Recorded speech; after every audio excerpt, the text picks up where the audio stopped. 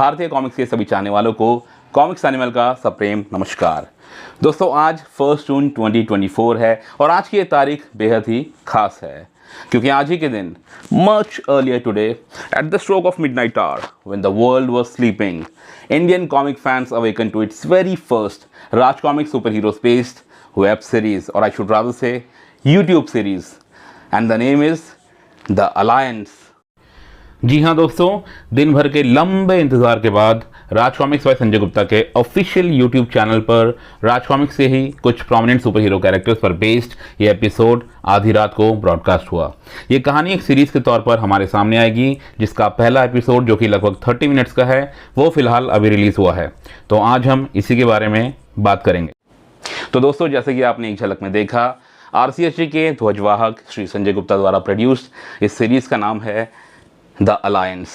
इस सीरीज के अंतर्गत शुरुआती फेज में 4 से 5 एपिसोड्स प्लान किए गए हैं। ये फर्स्ट एपिसोड है जिसका नाम रखा गया है ऑपरेशन मेटामॉर्फोसिस। इस फर्स्ट एपिसोड में आपको RC सुपर हीरोज़ का जमावड़ा देखने को मिलेगा। तो इसको डायरेक्ट किया है विकी कौल ने, जिन्होंने ना सिर्फ डायरेक्शन का कार्यभार संभाला बल्कि राइटर सौरभ शुक्ला के साथ मिलकर इसकी स्टोरी और स्क्रीन प्ले का काम भी देखा है। म्यूज़िक की बात करें तो उसको मेरे नेम से एक धीरेन्द्र ने संभाला है, धीरेन्द्र मुल्क अलवर ने। स्टोरी के बारे में बात करूंगा दोस्तों, और वो भी बिना ज़्यादा कुछ स्पॉयलर्स दिए। तो दोस्तों, ये जो यूट्यूब सीरीज़ है द अलायंस, इसका जो प्लॉट है वो ह्यूमन ट्रैफिकिंग के इर्द गिर्द बुना गया है। और जो पूरे भारतवर्ष में ये जो घटनाक्रम चल रहा है ह्यूमन ट्रैफिकिंग को लेकर, इसके तार कहीं ना कहीं मुंबई शहर से जुड़े हुए हैं। और जैसे कि आप जानते हैं दोस्तों, मुंबई शहर डोगा का शहर है और इसी के चलते इसी शहर में सभी RC सुपर हीरोज़ का जमावड़ा होता है। और ये जो भी घटनाक्रम चल रहा है, इसके तहत जो भी संगठित रूप से ये घटनाक्रम चल रहा है, इस अपराध को जो लोग अंजाम दे रहे हैं, उनके खिलाफ ये सभी सुपर हीरोज़ एकजुट हो जाते हैं और एक मुहिम, एक जंग छेड़ देते हैं। चलिए दोस्तों, आगे बढ़ते हैं और बात करते हैं कुछ अच्छी बातों की इस फर्स्ट एपिसोड के बारे में, और फिर हम रुख करेंगे कुछ कंस्ट्रक्टिव क्रिटिसिज्म की ओर। लेकिन सबसे पहले पॉजिटिव बातें।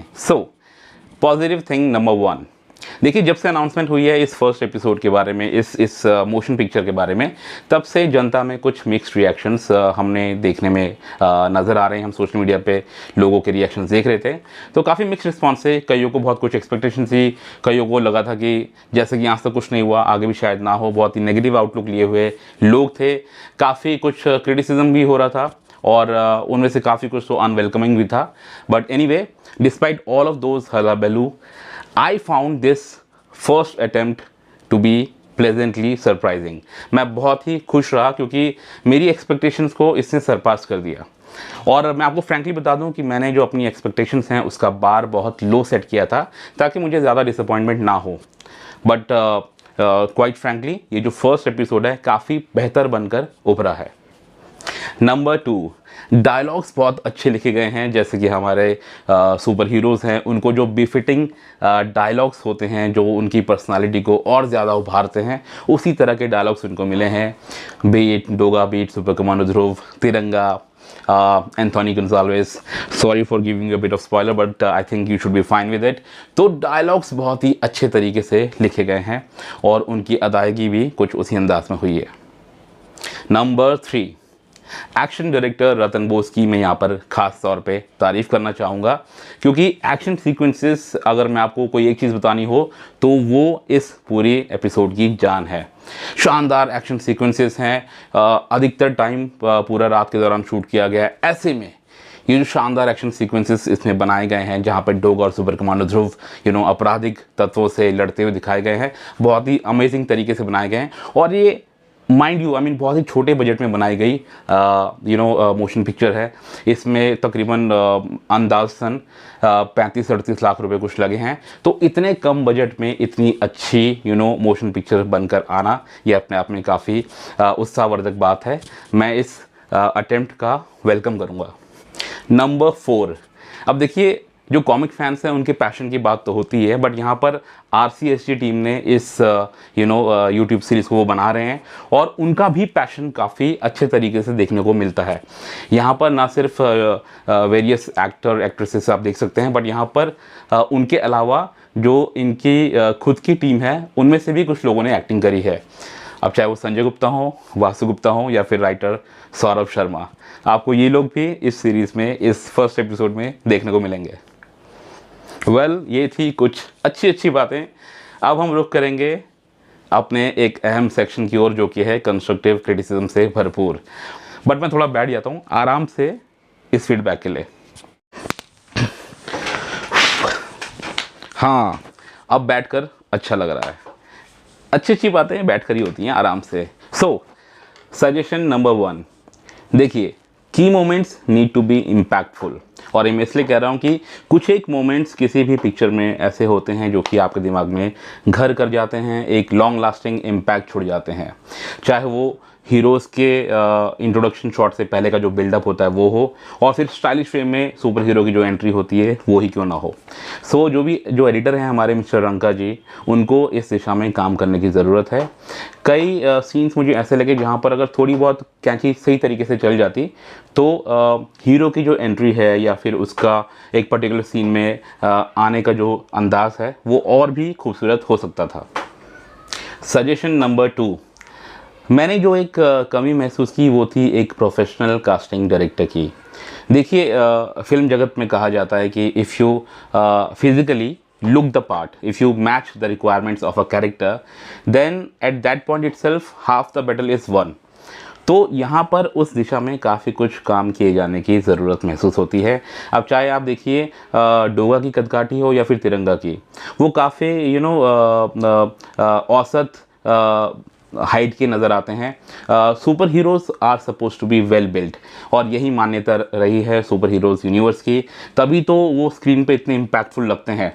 अब डोगा जैसा किरदार जो कि 6.5 फुट हाइट का है, उसको अगर आप इस औसत हाइट वाले व्यक्ति के रूप में दर्शाएंगे तो उतना इम्पैक्ट नहीं पड़ेगा। हालांकि यहाँ इस फर्स्ट एपिसोड में डोगा का किरदार निभाने वाले व्यक्ति ने काफ़ी अच्छे से अपने आप को कंडक्ट किया है, बट स्टिल वो हाइट फैक्टर और वो जो वेल बिल्ट एक फिजिक होनी चाहिए थी वो मिसिंग है। वहीं तिरंगा का किरदार निभाने वाली व्यक्ति ने भी बहुत अच्छे से डायलॉग डिलीवरी की है, लेकिन उनकी कद काठी उसको बात को उसका उतना प्रभाव नहीं बन पाता है, क्योंकि वो मैच नहीं करते हैं dialogues and the physical attributes.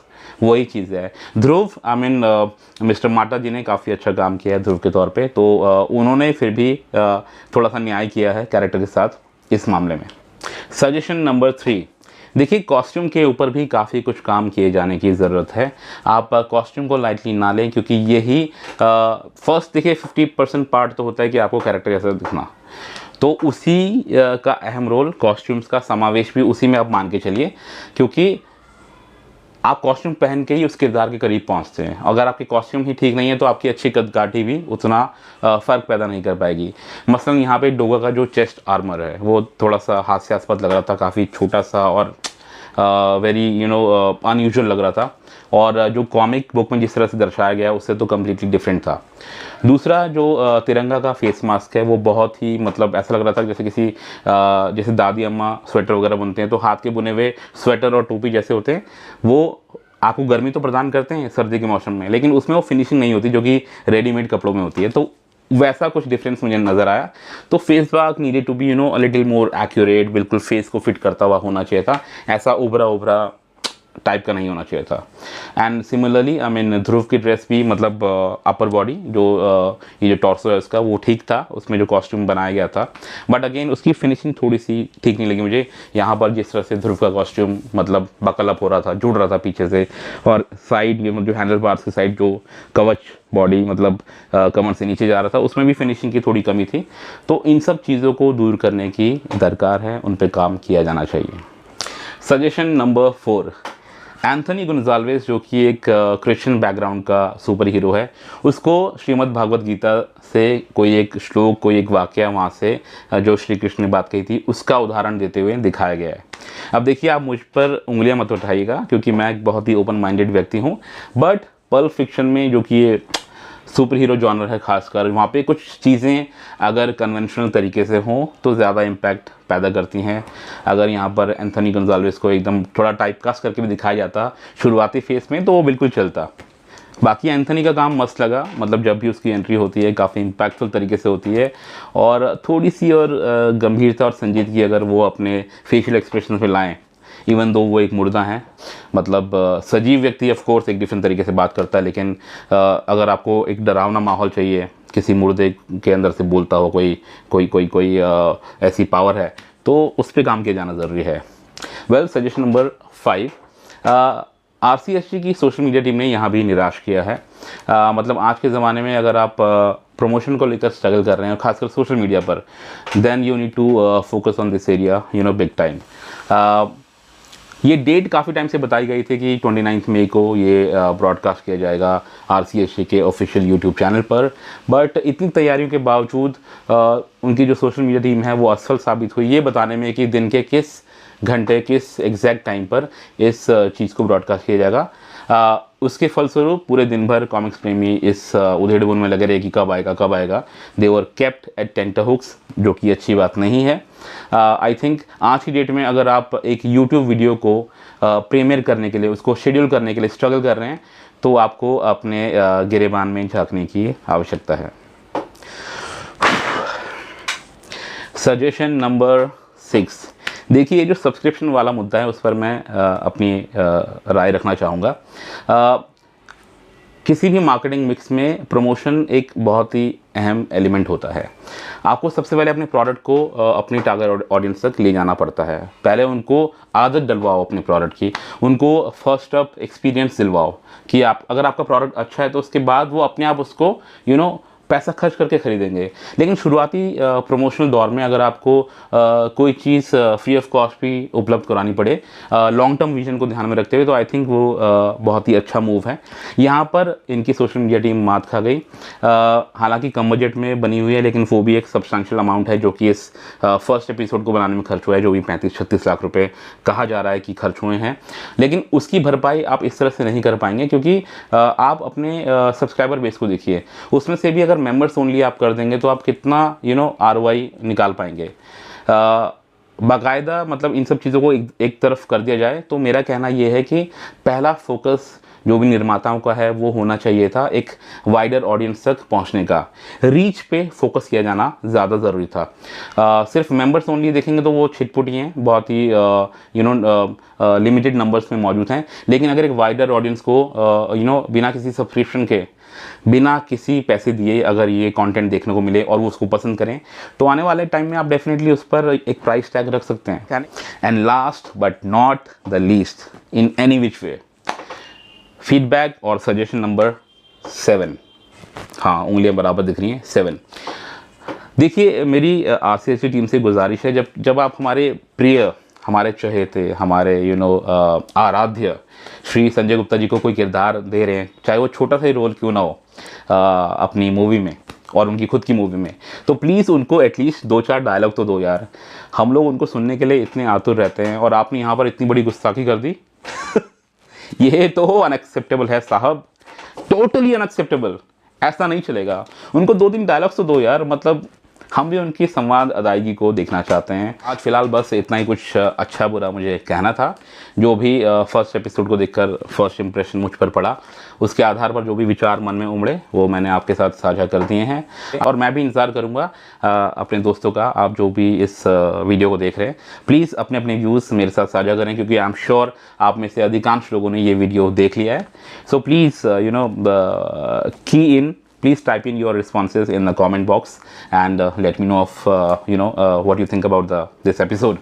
और जो रही बात RCSG टीम की, तो उस पूरी टीम को मेरी तरफ से ढेरों बधाई है। आपने बहुत अच्छा काम किया है, एक अच्छे काम की शुरुआत हो चुकी है और आई एम श्योर आने वाले एपिसोड्स में और ज़्यादा इम्प्रूवमेंट दिखाएंगे।